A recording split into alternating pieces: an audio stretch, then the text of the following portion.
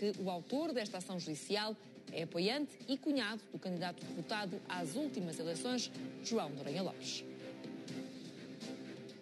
Voltamos ao mercado de transferências com Fábio Vieira, que está mais perto de deixar o Futebol Clube do Porto.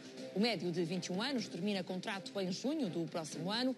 Segundo apurou a CMTV, recusou as primeiras abordagens para renovar contrato. Fábio Vieira esteve em grande destaque no Europeu de Sub-21, foi mesmo eleito o melhor jogador da prova. Entre os jovens da formação que integram o plantel de Sérgio Conceição, apenas Fábio Vieira e Diogo Costa terminam contrato no próximo ano. Os restantes estão blindados até 2023. Se Diogo Costa já aceitou renovar contrato, como revelou Pinto da Costa, o acordo com Fábio Vieira está mais difícil. O médio é pretendido por alguns clubes ingleses, como é o caso do Liverpool. Tem uma cláusula de rescisão de 30 milhões de euros. A Fiorentina definiu o dia de domingo como data limite para fechar a contratação de Sérgio Oliveira ao Futebol Clube do Porto. Pinto da Costa mantém-se irredutível, só admite vender o médio por 20 milhões de euros. Os dirigentes do clube italiano continuam a tentar incluir variáveis nas negociações. A proposta mais recente é de 16 milhões de euros, mais 4 por objetivos classificados como facilmente alcançáveis. Entretanto, Sérgio Conceição mantém contacto permanente com a estrutura do Futebol Clube do Porto, apesar de estar de férias no sul do país. O treinador tem falado constantemente com a estrutura do clube, numa altura em que está a ser trabalhado o plantel da próxima temporada. No sábado passado, Conceição renovou com o Futebol Clube do Porto, segundo o jornal O Jogo. Mesmo depois da assinatura do contrato, o técnico participou em várias reuniões de trabalho com a SAD. Quanto ao Corona, admite renovar com o Futebol Clube do Porto. O jornal Record avança que o extremo mexicano quer continuar a jogar entre a elite europeia, ou seja, na Liga dos Campeões. Desta forma, perde força uma possível ida para a Fiorentina. Corona acredita que tem qualidade para jogar num clube que lute por títulos e que participe na Liga dos Campeões. Uma vontade que tanto pode significar a continuidade no Futebol Clube do Porto, como a ida para outro clube. Em declarações à imprensa mexicana, Corona admitiu todos os cenários, diz que vai continuar a trabalhar e que tem fé que assim vai acontecer alguma coisa. O jogador acrescenta que seja no Porto ou noutro clube, o que quer é estar feliz. Este é um alerta CM. Para dar conta que há novidades sobre Corona, Vítor Pinto, o que é que podemos adiantar neste momento? Mariana, é muito simples. Aquilo que se está a passar neste momento sobre Corona, e penso que é muito grave, é o facto de o Futebol Clube do Porto ter sido alertado pelo Atlético de Madrid, pelas fontes que tenho a certeza que esta revelação não vai ser seguramente desmentida.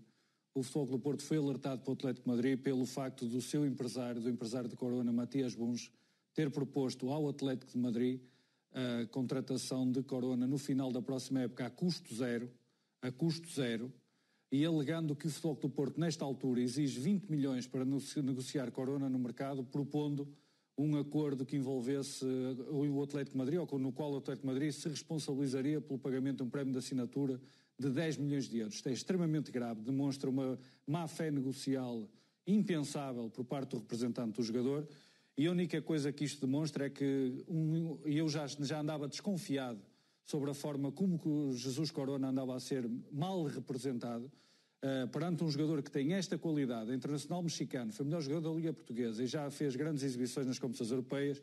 É completamente impensável que o representante de Corona, em vez de estar preocupado em colocar o jogador num campeonato de primeira linha da Europa, num clube que de facto esteja a disputar títulos da Liga dos Campeões, está mais preocupado neste momento em conseguir fazer uma verdadeira vigarice, que seria tentar picar o Atlético de Madrid, para onde está a Herrera, que foi do Futebol do Porto para o Atlético de Madrid a custo zero, note-se, o Atlético de Madrid fazer um acordo desses, e a partir daí a má-fé negocial é gravíssima, Mariana, porque tu, como compreendes perfeitamente, a partir do momento que isto está a ser realizado na sombra pelo empresário de Corona, e estranhamente Corona aparece quase que a abrir a porta a uma renovação ao Futebol do Porto, percebes imediatamente, e peço desculpa por usar esta expressão, que isto é tudo uma grande tanga. Portanto, que Jesus Corona estava-se a preparar para acenar a cenoura e o isco ao Futebol Clube do Porto para uma eventual renovação, iria fazer a próxima época a jogar no Futebol Clube do Porto e preparava-se para sair a custo zero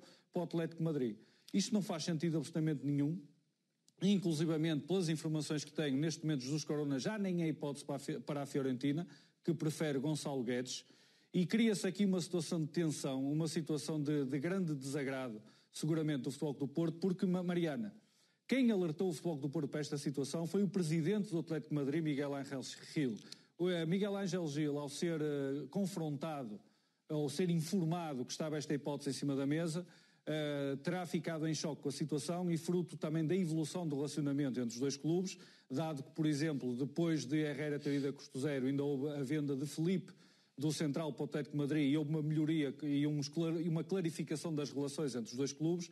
Jamais o Atlético de Madrid, segundo depois informações que também foram confirmadas ao Futebol Clube do Porto pelo diretor desportivo do Atlético de Madrid, André Berta, jamais o Atlético de Madrid participaria numa manobra subreptícia destas, numa verdadeira vigarice, como referi há pouco, que seria Corona mentir publicamente, dizendo, abrindo a porta à renovação com o Futebol Clube do Porto, para, na verdade, estar a pretender, na próxima época, já estar com a cabeça no Atlético de Madrid, passar aqui o ano rapidamente no Futebol Clube do Porto e então ir para Madrid recebendo os tais 10 milhões e metendo-os ao bolso ele, o empresário. E isto também é grave, Mariana, por uma razão, porque estranhamente, e eu já andava desconfiado desta situação há vários dias, Jesus Corona, nas últimas semanas, não se mostra nada preocupado com a continuidade da carreira, ou aquilo que ele só fala é da seleção mexicana. Quer ir aos Jogos Olímpicos, onde o Futebol Clube do Porto não vai autorizar a sua presença de certeza, quer ir à Gold Cup. A Gold Cup praticamente inviabiliza qualquer possibilidade de Jesus Corona começar a temporada oficial a jogar no Futebol Clube do Porto. E Jesus Corona só falava da seleção, só falava de Gold Cup, de Jogos Olímpicos, fosse o que fosse. Isto já me estava a parecer muito estranho, porque das duas uma. Ou Jesus Corona, de facto, estava no mercado, como parecia, ia assinar por um clube de primeira linha europeia, e seria estranho que não quisesse estar no início de agosto já nesse clube para conquistar espaço e se afirmar, ou então algo de estranho se estava aqui a passar, porque o jogador não estava seguramente a pensar no arranque da temporada oficial do Futebol Clube do Porto. Infelizmente, ou felizmente, já está desmascarada esta situação, e a verdadeira estratégia de Matias Muns e Jesus Corona, afinal, era muito mais grave e passava quase por uma verdadeira fraude que estavam a tentar fazer ao Futebol Clube do Porto, que era não terem intenção nenhuma de colocar o jogador verdadeiramente no mercado, deixarem o tempo passar, darem a ideia de que poderia haver renovação, mas com Corona ir à Gold Cup a falhar o arranque da temporada do Futebol Clube do Porto, aproveitar alguma montra que o Futebol Clube do Porto pudesse dar, mas depois no final da época Jesus Corona já estava com a cabeça então no Atlético de Madrid e iria alegremente para o Atlético de Madrid, encheria os cofres, encheria os bolsos de dinheiro, e seria uma situação extremamente grave também se o Atlético de Madrid compactuasse com uma estratégia deste tipo. Como te disse, Mariana, acho lamentável que, face à qualidade de Corona e pelas declarações dele, tudo indica que o jogador está a par desta estratégia, porque seria demasiada coincidência o próprio jogador estar a fazer estas declarações numa altura em que o empresário tem um tipo de atuação completamente diferente.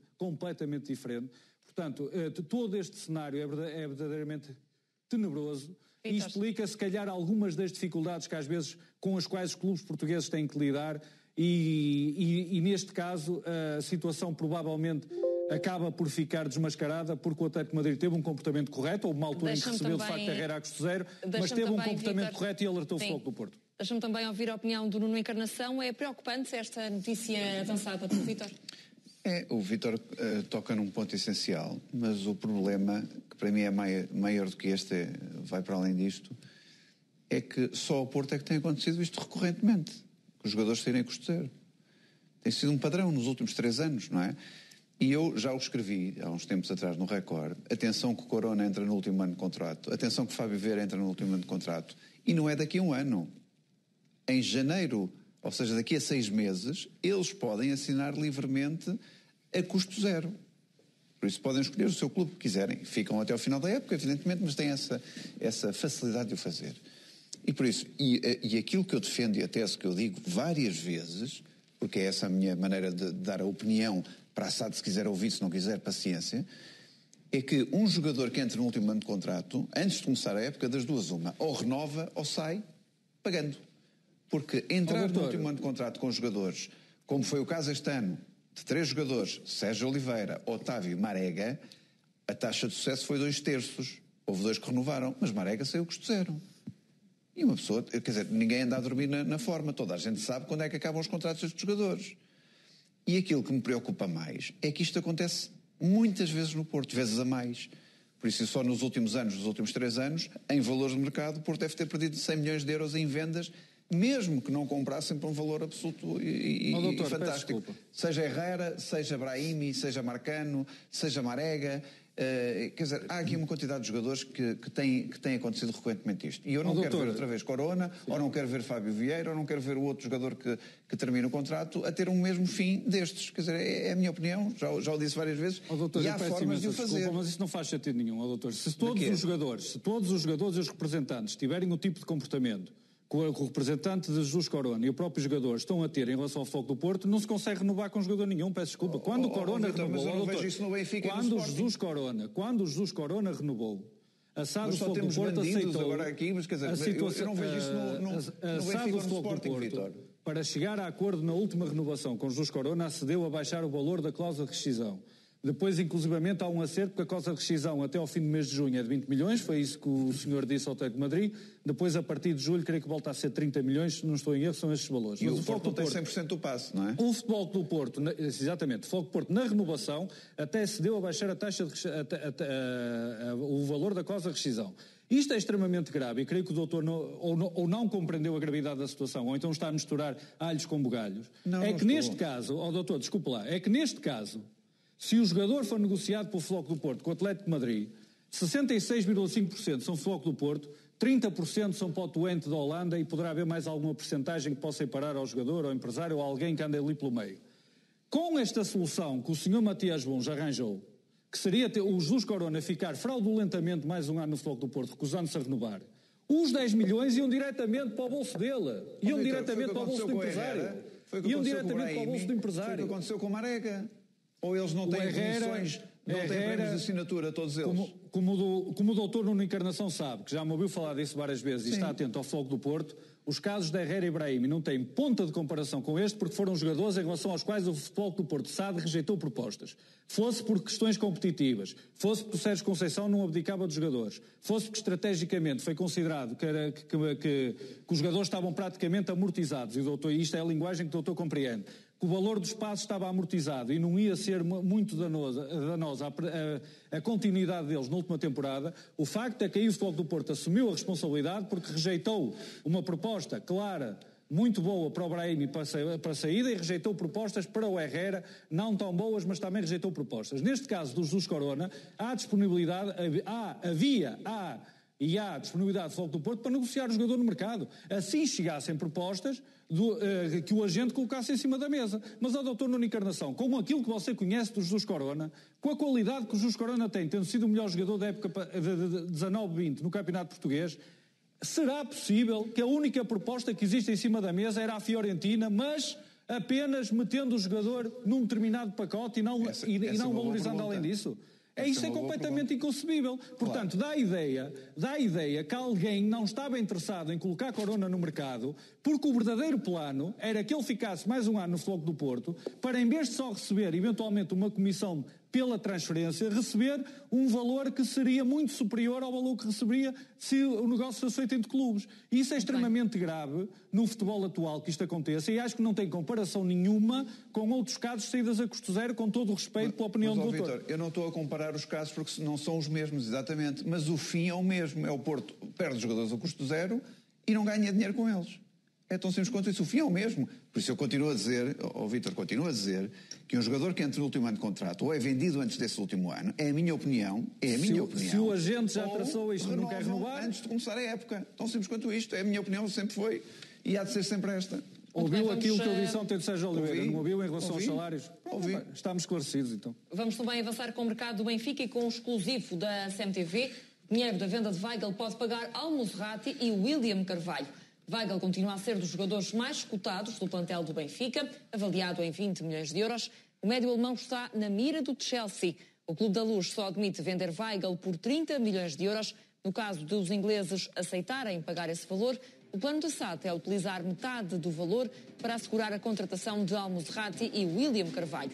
O Benfica estará disposto a pagar 10 milhões de euros por Al-Musrati e eventualmente acrescentar a cedência de um jogador ao Sporting de Braga. Por William, o Benfica só pretende pagar 5 milhões de euros. José Manuel Capistrano, Gostava de ver um negócio como este?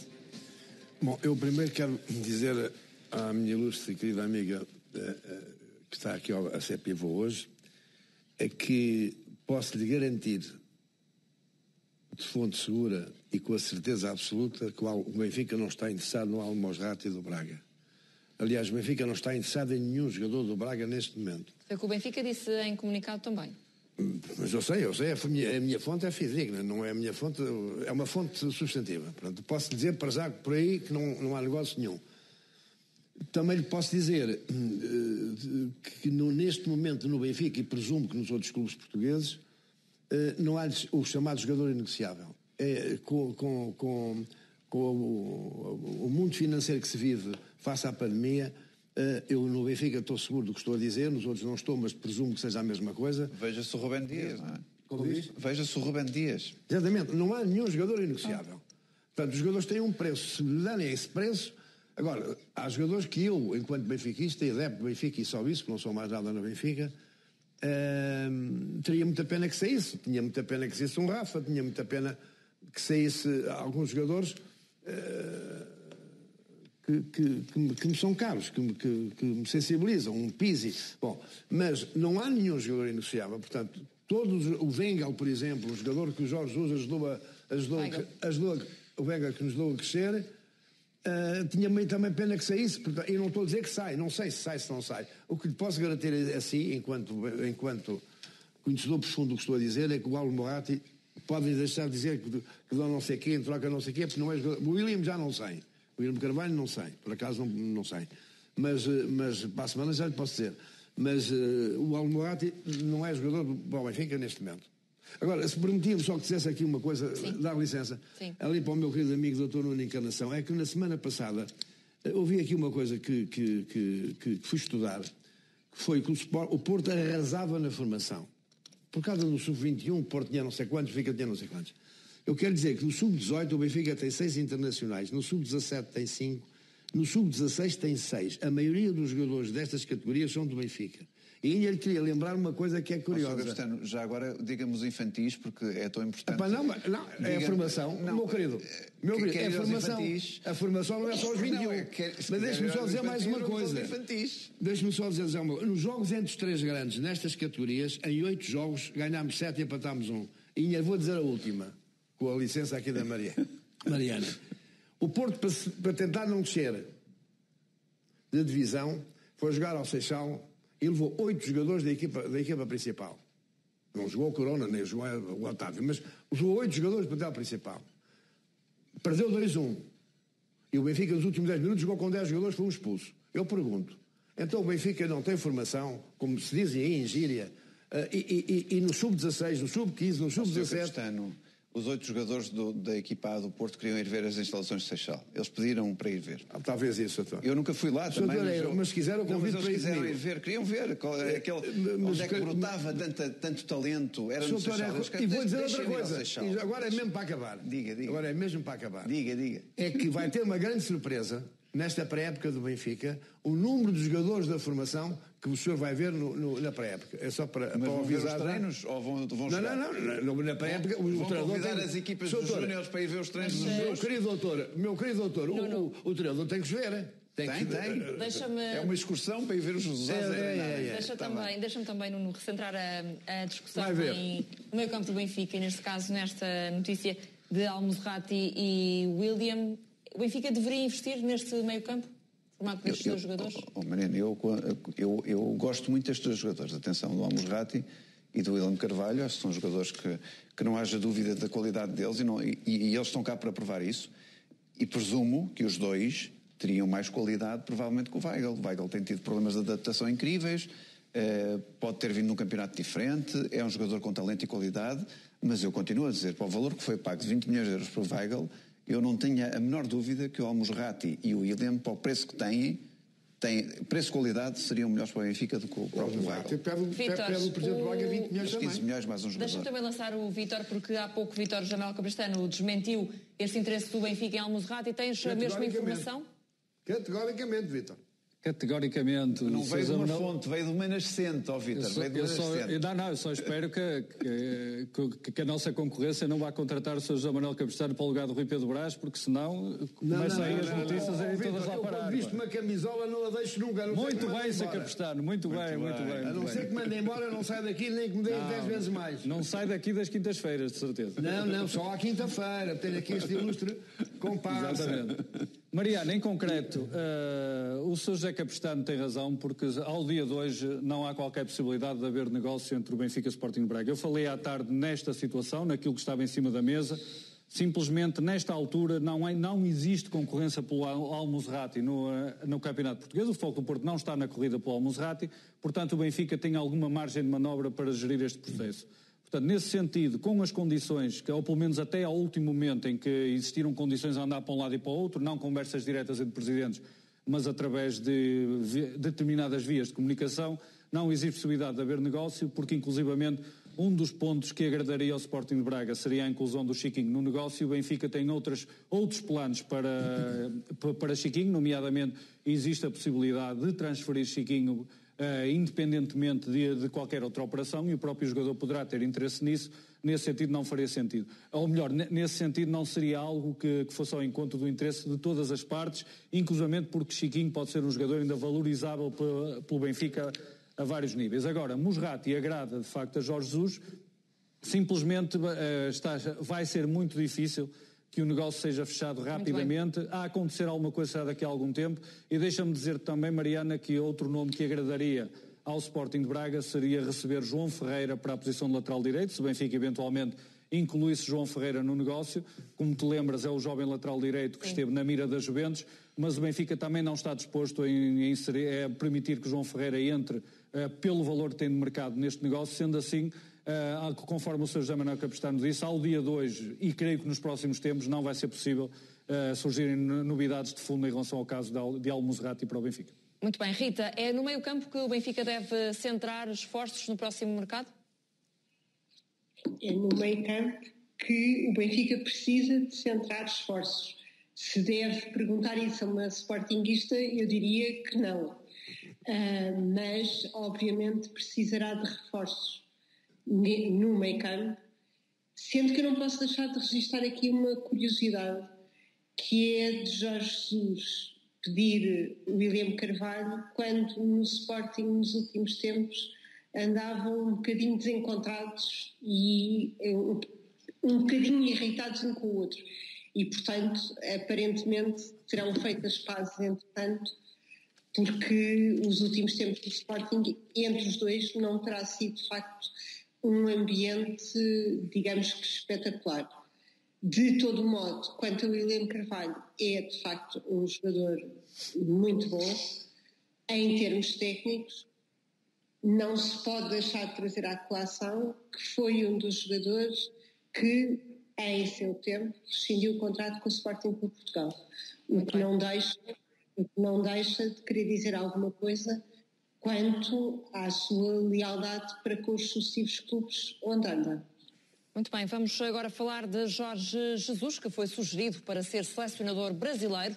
O presidente da Federação Brasileira, Rogério Caboclo, terá sido aconselhado por Ricardo Teixeira, antigo presidente da mesma federação. Segundo o jornal brasileiro Folha de São Paulo, o anterior dirigente aconselhou a que se despedisse Tite e se contratasse Jorge Jesus para orientar a seleção brasileira.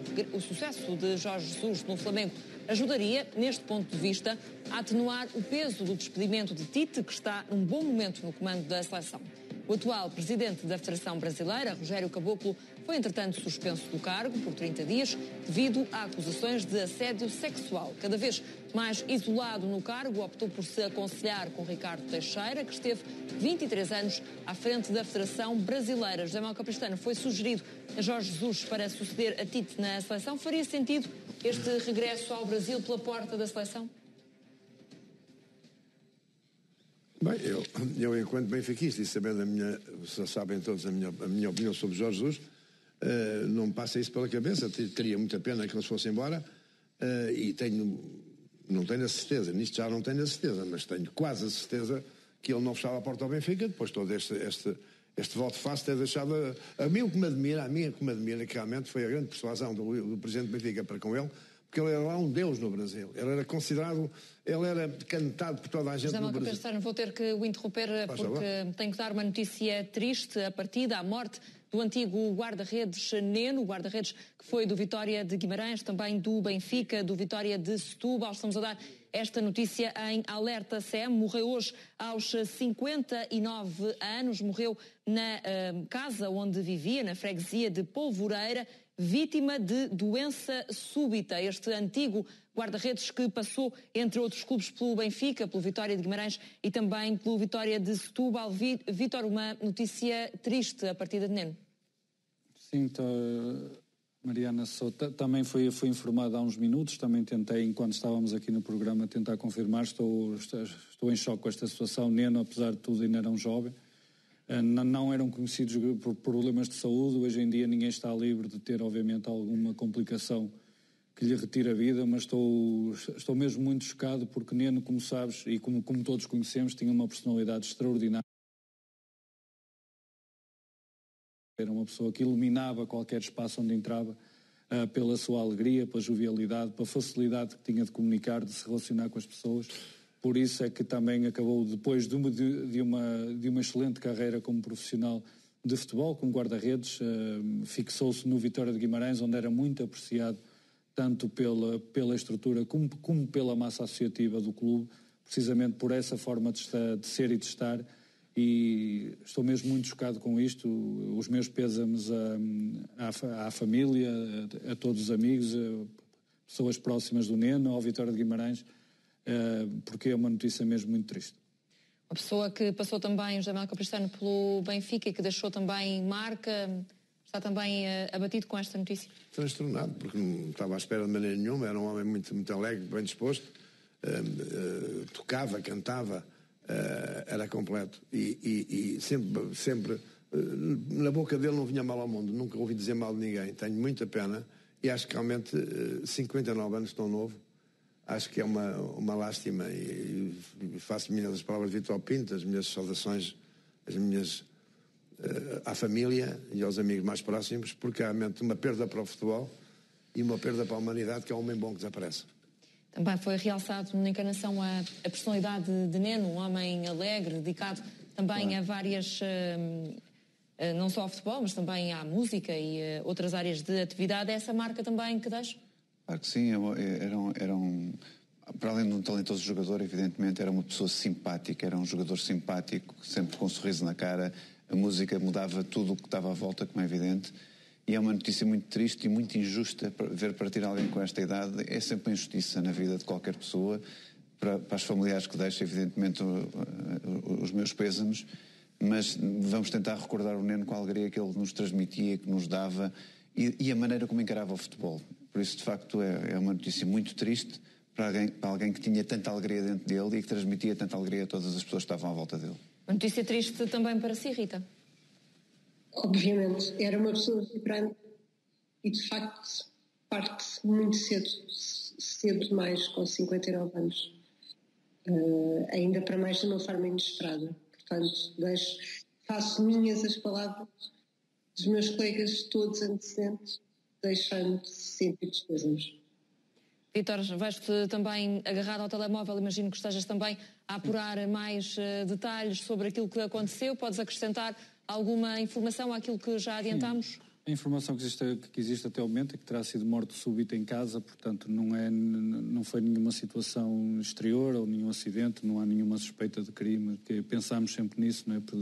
Estamos na CMTV, estamos sempre atentos à possibilidade de haver alguma situação anómala que pudesse ter levado ao fim prematuro da vida do Neno, mas todos os indicadores até o momento conseguimos reunir ao longo destes últimos minutos apontam para até por já algumas fontes relacionadas também com a área médica, para uma morte súbita, algum problema de saúde que acometeu o antigo jogador Neno e que levou ao seu falecimento. Entretanto, o Vitória de Guimarães também já oficializou no seu site este acontecimento trágico, já deixando uma devida mensagem aos jogadores. Exatamente, estamos aqui a ver Neno por toda a sua ligação histórica ao Vitória Sport Clube, mas em breve, de certeza, Mariana, o Benfica, a Federação Portuguesa de Futebol, porque ele também representou a seleção, e outras entidades seguramente vão associar-se a estas condolências pelo falecimento do Neno.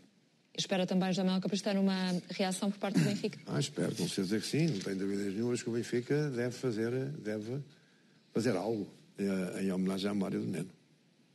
Esperas também, Nuno, que possa ser extensível a outros clubes, inclusive claro, clubes, até o Futebol Clube do Porto, outros clubes, por onde não terá passado Neno? Eu acho que há pessoas que são, de facto, que estão para além dos clubes, e o Neno era uma dessas pessoas, como também, por exemplo, o treinador Vítor Oliveira foi, naquilo que era um técnico dedicado.